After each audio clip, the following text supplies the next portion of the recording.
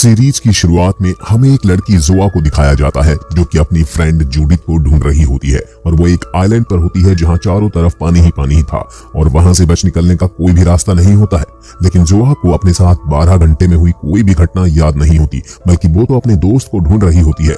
दोस्त को ढूंढते ढूंढते उसे एक बोतल दिखाई देती है। उसे देखकर उसे कुछ चीजें याद आने लग जाती हैं। तभी हमें दिखाया जाता है कि जोआ जब अपनी सिटी में अपने घर पर पहुंचती है तो वो अपनी बहन से बात कर रही होती है। तभी उसके फोन पर एक मैसेज आता है जो कि किसी अननोन नंबर से आया था। ना चाहते हुए भी जोआ उसको रिप्लाई कर देती है। तभी वहां से एक रिप्लाई आता है कि वो एडन आइलैंड से कॉरेस्पॉन्डेंस बोल रहा है और उसे उसकी कंपनी की तरफ से एक ट्रिप ऑफर किया गया है और ये एक सीक्रेट आइलैंड पर होगा, इसलिए इसका पूरा खर्चा कंपनी उठाएगी। ये मैसेज देखकर जोआ बहुत ज्यादा खुश हो जाती है क्योंकि उसके लिए एकदम फ्री ट्रिप था ये, इसलिए वो इसके लिए हाँ कर देती है।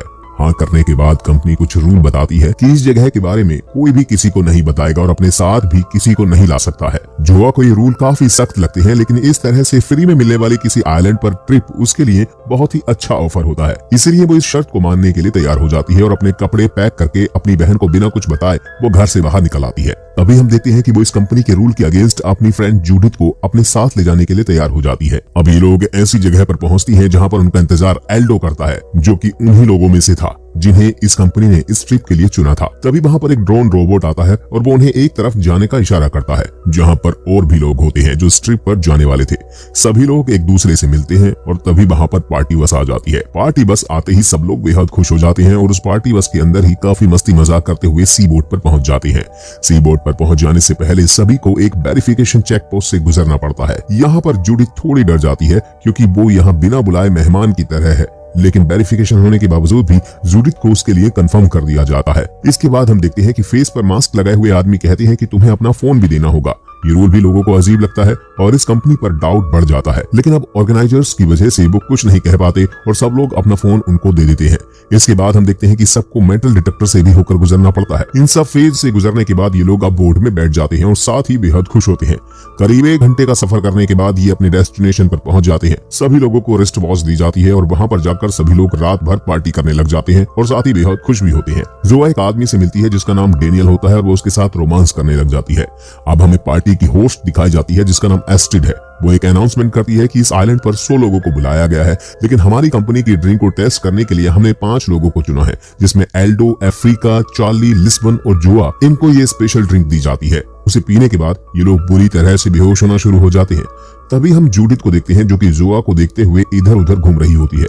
तभी वो एक ऐसी जगह पर पहुंच जाती है जहां पर कुछ लोग एक आदमी को पानी में डुबोकर मार रहे होते हैं। अब जूडिथ को जोआ की और भी ज्यादा फिक्र होने लगती है और वो उसे ढूंढने के लिए वहां से चली जाती है। काफी ढूंढने के बाद उसे जोआ नहीं मिलती, बल्कि वो तो उस ड्रिंक की वजह से, हेलोजिनेशन की वजह से एक चट्टान पर जाती है और गिरने वाली होती है कि तभी एक अजनबी आकर उसे बचा लेता है। अभी जोआ बहुत नशे में होती है, इसलिए वो उसे नहीं पहचानती। अब हम देखते हैं जब उसकी आंख खुलती है तो वो उन चारों लोगों को पाती है जिसने उसके साथ वही ड्रिंक पी थी। अभी लोग उस आइलैंड को एक्सप्लोर करना चाहते हैं और जल्द से जल्द अपने साथियों से मिलना चाहते थे। एस्ट्रॉइड वहां पर आती है और उन्हें बताती है कि वो जहाज उन्हें छोड़कर चला गया है, लेकिन जल्दी ही वो उन्हें लेने आएगा, इसलिए तब तक सब लोग यहाँ पर रह सकते हैं और इस आइलैंड को एक्सप्लोर भी कर सकते हैं। ये सुनकर सभी लोग काफी खुश होते हैं क्योंकि उन्हें आज का दिन मिल चुका था जिससे कि वो यहाँ पर घूम सकते हैं। इसके बाद एस्ट्रॉइड आइलैंड पर रहने वाले लोगों से मिलवाती है और सबसे अच्छे से घुल मिलकर बात करने के लिए कहती है। अब हम देखते हैं कि लोगों को अलग अलग रूम शेयर करने को कहा जाता है। एक रूम में जोआ जाती है जहां पर क्लोड्रिया और निको रहते हैं। निको वही आदमी था जिसने जोआ को उस चट्टान से गिरने से बचाया था। निको और जोआ एक दूसरे से बात करने लगती है। जोआ रात के लिए उसे थैंक यू बोलती है। क्लॉड्रिया दूर से बैठे हुए सिर्फ देख रही होती है और जोआ से कुछ नहीं कहती। एक दिन बीत जाने के बाद भी जब बोट वापस नहीं आती तब एस्ट्रॉइड उसे बताती है कि समुद्र में हाई वेव आ रही है जिसकी वजह से वो बोट नहीं आ पा रही है। ये सुनकर ये लोग काफी निराश हो जाते हैं, लेकिन सब लोगों को विश्वास होता है कि वो बोट यहाँ पर जरूर आएगी। लेकिन अब एल्डो को इस आइलैंड पर रहने वाले लोगों पर शक होना शुरू हो जाता है और उसे अभी भी लगता है कि बोट नहीं आएगी। इसके बाद हम जोआ को देखते हैं जो कि अपनी फ्रेंड जूडिथ को ढूंढ रही होती है। तभी वो एक आदमी से मिलती है जिसका नाम ऑर्सन होता है। उसे देखकर वो उसे पहचानने की कोशिश करती है। थोड़ी देर बाद उसे याद आ जाता है कि ये वही आदमी था जिसके साथ वो फर्स्ट नाइट को रोमांस कर रही थी। तभी जोआ अपनी फ्रेंड जूडिथ के बारे में उससे पूछती है तो वो कहता है कि नहीं, मैंने इस नाम की किसी लड़की को इस आइलैंड पर नहीं देखा है।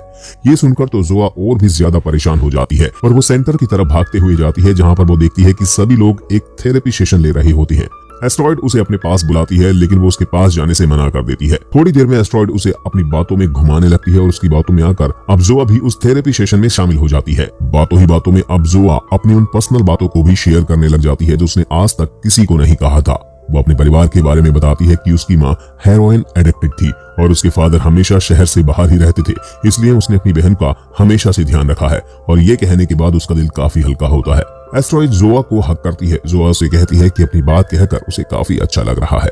अभी भी एल्डो को इन पर काफी शक हो रहा होता है। वो कहता है कि मैं यहाँ से निकलने का रास्ता खुद ही ढूंढना चाहता हूँ, लेकिन बाकी के 4 लोग इस आइलैंड पर रहने वाले लोगों के साथ घुल मिल जाते हैं, जहाँ पर हम देखते हैं कि जोआ निको को पसंद करने लग जाती है और लिस्बन उसी आइलैंड पर रहने वाले एक लड़के को पसंद करने लगती है, क्योंकि वो उसकी पसंद का पियानो प्ले करता है। अब ये दोनों बातें ही कर रहे होते हैं, तभी एस्ट्रॉइड और उसका हस्बैंड लिस्बन और उसके बॉयफ्रेंड के पास आ जाते हैं और उन्हें फेयरवेल पार्टी देने के लिए बोलते हैं। ये लोग उस रात भी पार्टी करते हैं। जब ये पार्टी कर रहे होते हैं तभी एल्डो चट्टान पर चढ़कर देखता है कि एक बोट आई है जो कि इस आइलैंड पर कुछ सामान उतार रही होती है। अब एल्डो को यहाँ से बच निकलने का बस यही रास्ता दिख रहा होता है, इसीलिए वो अपने साथी मेंबर्स को ढूंढने के लिए जाता है, लेकिन वो सिर्फ चार्ली से ही मिल पाता है। लेकिन चार्ली इतने नशे में धुत होता है कि जब एल्डो यहाँ से जाने की बात बता रहा होता है वो उसे अच्छी तरह से सुन भी नहीं पाता। इन लोगों को इतने नशे में धुत देखकर एल्डो को लगता है कि उसे अकेले यहाँ से जाना होगा, इसलिए वो उस कार्गो शिप में बैठ जाता है और उसमें बैठने के बाद वो एक चैन की सांस लेता है।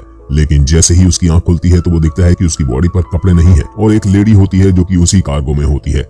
थोड़ी ही देर में एल्डो उस लेडी से अपनी जान की भीख मांगता है, लेकिन वो लेडी एक हथियार उसके सिर पर रखकर उसके सर में छेद कर देती है, जिसकी वजह से एल्डो मर जाता है और उसे समुद्र में फेंक दिया जाता है। अब नेक्स्ट डे जोआ अपने घर जाने के लिए बोट का वेट करती है और वो अपने साथी मेंबर से मिलने के लिए जाती है।